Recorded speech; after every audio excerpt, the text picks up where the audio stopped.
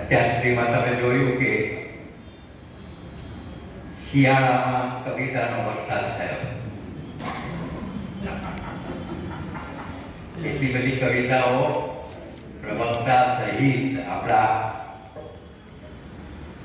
રજનીભાઈ પણ જુદા જુદા કવિઓ એને પોતાની પણ કઈ કવિતા એ મુગ્ધતાની યાત્રા છે. દરેક કવિને એમ લાગે છે કે હું સૌથી શ્રેષ્ઠ કવિ છું, અને દરેક કવિને એમ પણ લાગે છે કે હું સામાન્ય કવિ છું.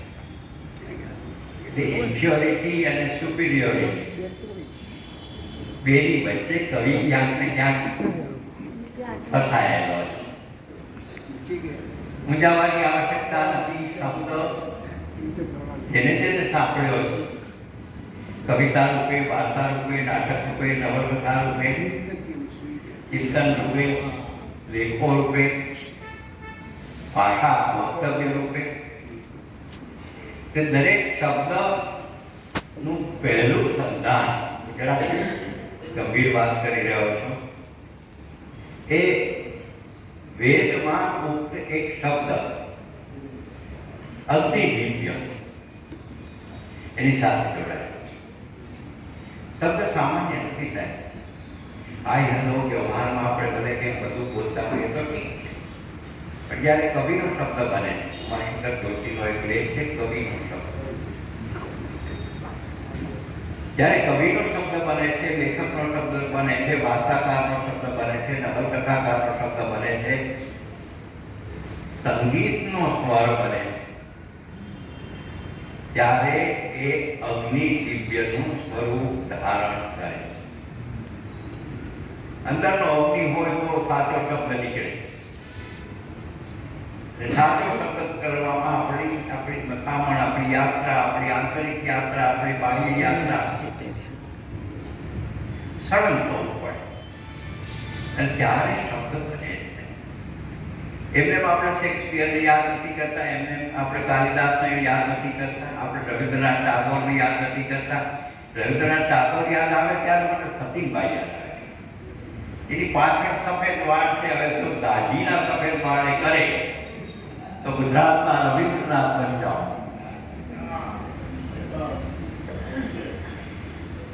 થોડી વચ્ચે વચ્ચે મજાક કરી લઉં છું, અને મજાકથી જ મારે શરૂઆત કરી છે. શરૂઆતમાં કહ્યું કવિઓ કવિતાઓનો વરસાદ થયો. કવિતાના બે પાસા છે, અને બંને વિશે અભિપ્રાયો અલગ અલગ છે. મોટા ભાગના કવિ સંમેલનોમાં વાહ વાહ, દ્વારા દ્વારા ઈર્ષાદ. તો જ્યારે મૃત્યુ સમયે પહોંચ્યો ત્યારે એને કહ્યું તારી ઈચ્છા શું છે? મારા પાત્ર વિજેન છે એમને મારી પાસે બોલાવો. પછી એક વાત એની સાથે એ પણ કરી છે કે તું શા માટે આવે આટલા બધા મકાનો માટે માથા ખૂબ કરે છે? બીજા વાત છે કે સરસ હોય કે દુનિયામાં એટલા બધા અણઘડ, રેડિયા અને ટકામાં મકાનો બંધાય છે. મારે બદસુરત ઇમારતોને ખૂબસૂરતમાં બદલાવવા, આ ખૂબસૂરતમાં બદલાવવાની, વિશ્વને સુંદરતમ બનાવવાની પ્રક્રિયામાં લેખકો, કવિઓ, નાટ્યકારો એનાથી વધારે રાજકારણ નહીં કરે. એનું કામ જ થાય. એનું કામ તો બીજું જ કહે છે. પણ એની એને તમે સંસ્કાર આપો, એ જાતે સમજે. રાજકારણીઓ પણ બધા સ્વપ્ન પ્રતિષ્ઠાઓ રાજનીતિકનો મતા પણ તેમ છતાં એને પોતાની ઉત્તમમાં ઉત્તમ જે પ્રકૃતિ હતી એનું દર્શન કરાય. એવા બધા એને માટેનું જવાબદારી મા બાપો અને શિક્ષકોની છે. કુવા હોય વાળા એ આપણે કહીશું. એ કહી જવાબદારી સમજવાની આ 21મી સદી જવાબદારીઓના ડગલા છે. ચારે બાજુ અનિશ્ચિતતા છે સાહેબ.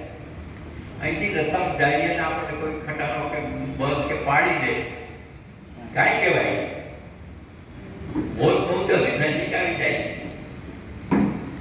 ગમે ત્યારે ગમે તે અનિશ્ચિત આવે છે, યુદ્ધ આવે, આમ આવે, આ આવે, તે આવે, નાની નાની સમસ્યાઓ આવે. એની વચ્ચે અનિશ્ચિતતાની વચ્ચે આપણે જીવનની નિશ્ચિતતા, જીવનનું સૌંદર્ય, જીવનની મહાનતા. જીવન મહાન છે સાહેબ, એમ માનતો નહીં કે આપણે ઠીક છે ભજનો માટે ના આવે કે ભાઈ હવે આ થઈ ગયું ભલે. જીવન શ્રેષ્ઠ ઈશ્વરે આપેલી સૌથી મોટી બક્ષિસ, અને સૌથી મોટી બક્ષિસની પાસે એટલી જવાબદારીઓ હોય, એટલી પીડા હોય, એટલી દુઃખ હોય, એટલો જ વેદના હોય. એમણે કહ્યું મને બહુ વેદના છે, કહ્યું તો વેદના પણ હોય. ખાલી જીબ્રાન નામનો એક બહુ મોટા ગધાનો આપણે ત્યાં ચિંતા થઈ જાય. એમણે કહ્યું છે કે your pain is the breaking of the shell that introduce your understanding. તમારી વેદના શું છે?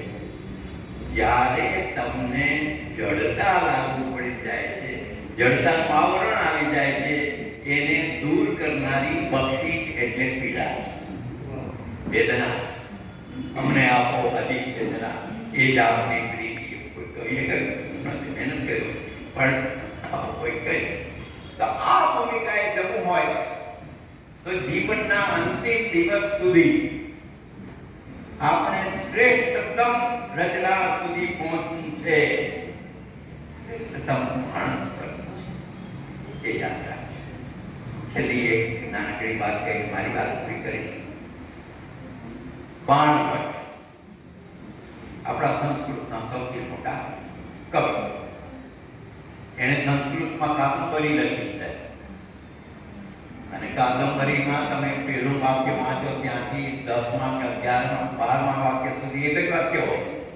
એટલું દીર્ઘસૂત્રી છે. પણ એને કારણે બાણભટ્ટ આપણા સંસ્કૃતનો અને બાકી ભાષાઓનો શ્રેષ્ઠ નવલકથાકાર ગણાય.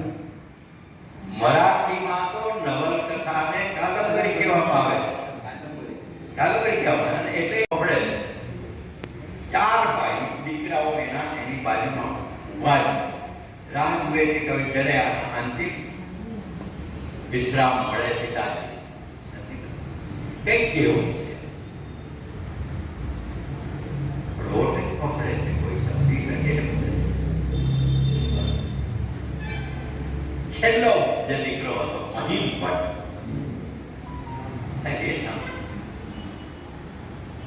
એને બાણભટ્ટના કાનમાં જઈને કહ્યું કે પિતાજી, તમારી જે અધૂરી આ કાદંબરી છે હું પૂરી કરીશ. કથા કદી મરતી નથી, મરવાની નથી, જીવંત છે. આ સાહેબ આપણો આ વારસો છે. આ ભાષાની સાથોસાથ આપણે પરસ્પર મિલન થતું રહે. પ્રદીપભાઈ બહુ સાહસી છે. આટલા સિન્સિયર સંનિષ્ઠ એવા મિત્રોને ભેગા કરવા સાહેબ 5 માણસો આ દુનિયા ભેગા ન થતા. 2 માણસો સાથે નથી રહેતા, 5 માણસો ક્યાં થાય? એવા સંજોગોમાં આપણે આટલા સાથે થયા છીએ, પ્રેમપૂર્વક બધા આવ્યા છીએ.